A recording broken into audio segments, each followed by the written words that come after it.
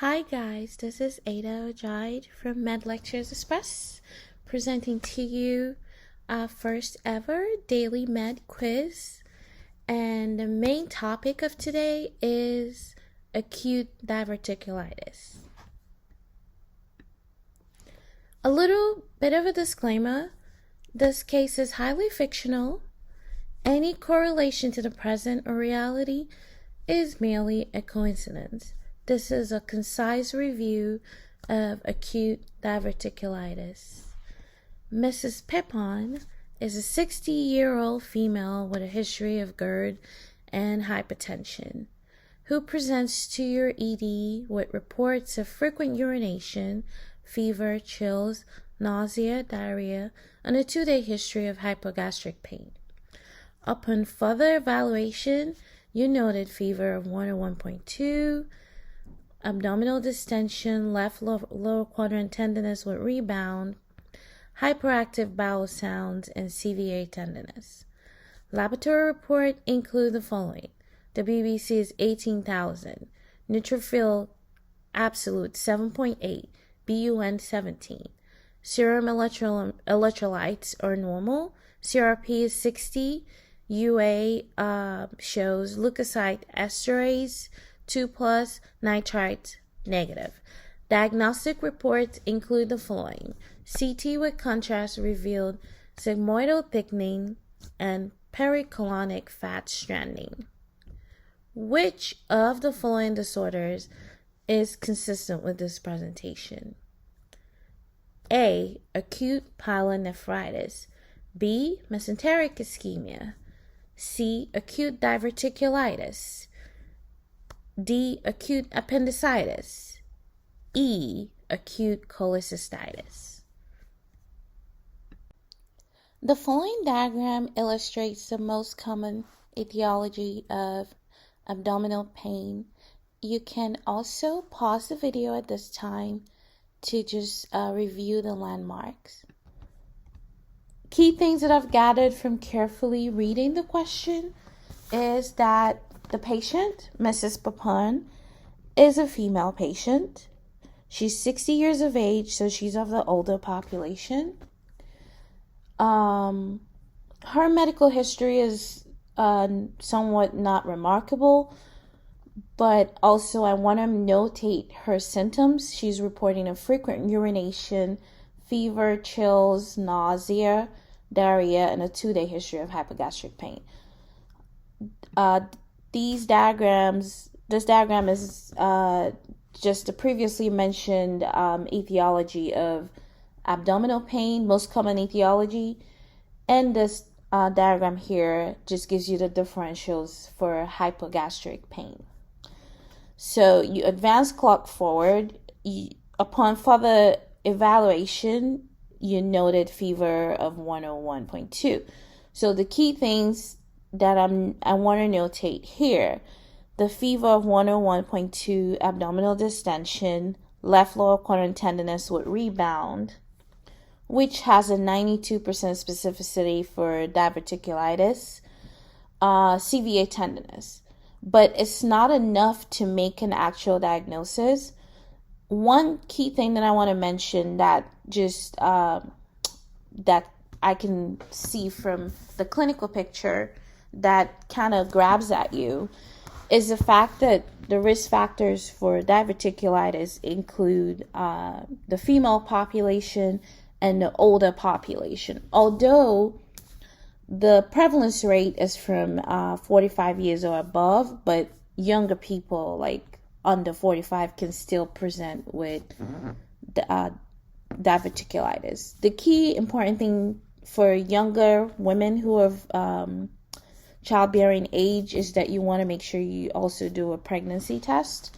But based on the clinical picture, her age, her gender, the left lower quadrant tenderness, these things have high specificity for diverticulitis. Based on the history, interview, and the presentation and her symptomatology, you went ahead and ordered diagnostics, labs, and imaging. Here are the results. Laboratory report include the following: WBC 18,000, neutrophil 7.8, BUN 17. So the key things that grab your attention here is that we have a leukocytosis with a left shift.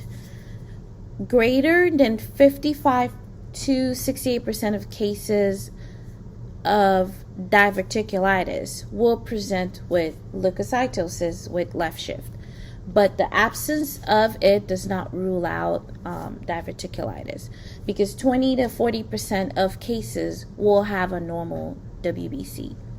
CRP of greater than 50 is highly suggestive of diverticulitis. The UA results has essentially excluded a fistular involvement. On that note, 10 to 15% of cases with acute diverticulitis will also present with complaints of dysuria, hence the CVA tenderness and frequent urination. This is because of the proximity of the inflamed sigmoid colon to the bladder, which results in bladder irritation.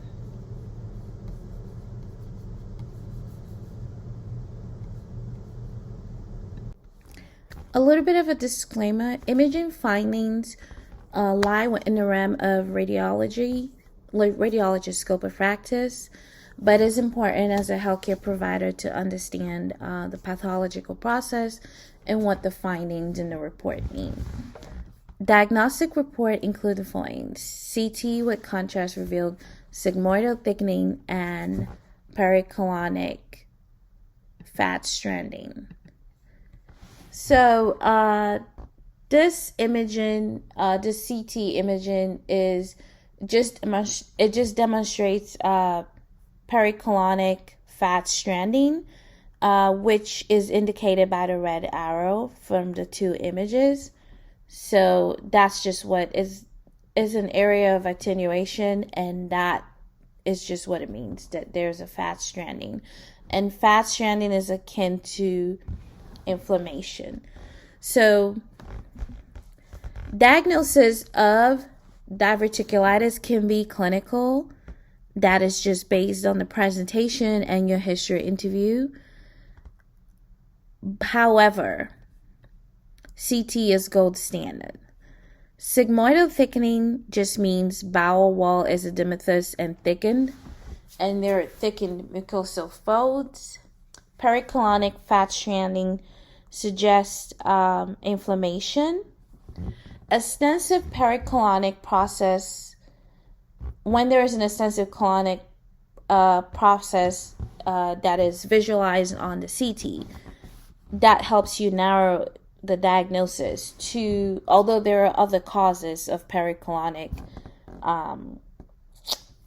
fat stranding, but when it's left leaning, then it's kind of giving you a more narrow differential. Also, the presence of diverticular and the involvement of the left colonic region or left colonic presentation is highly sensitive for diverticulitis.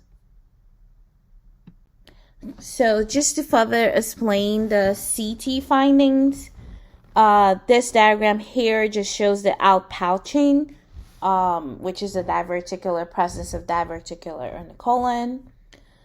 This diagram here just shows you what it means when there's thickened wall, or just the wall of the bowels being edematous. This diagram up here illustrates the pericolic fat, which is right here. Now we come to the question: which of the following disorders is consistent with this presentation? You have acute pyelonephritis, which is right here. Mesenteric ischemia, this diagram. Acute appendicitis, you can see it is inflamed. Acute cholecystitis, this diagram right here. Acute diverticulitis, we've already discussed, so I didn't provide a diagram. How I excluded the other disorders. Why I can exclude acute pyelonephritis is because the patient has sterile pyuria. Her abdominal pain is greater than the flank pain. UA showed no bacteriuria. There's no rigor, no malaise. However, these are non-specific. Whole clinical picture must be taken into consideration. Mesenteric ischemia, absence of severe colicky abdominal pain. Left lower quadrant pain may be present. There should be an absence. Well, one of the key reasons is that the diarrhea progresses to constipation, which is not the case for the patient. Leukocytosis may be present. There is an absence of elevated phosphate level and absence of lactic acidosis. How I ruled out acute appendicitis: absence of right lower quadrant pain or pain after vomiting, absence of pain migration to the periumbilical region, absence of point tenderness in the right lower quadrant, absence of Sosa's sign, obturator sign, and Dunphy sign.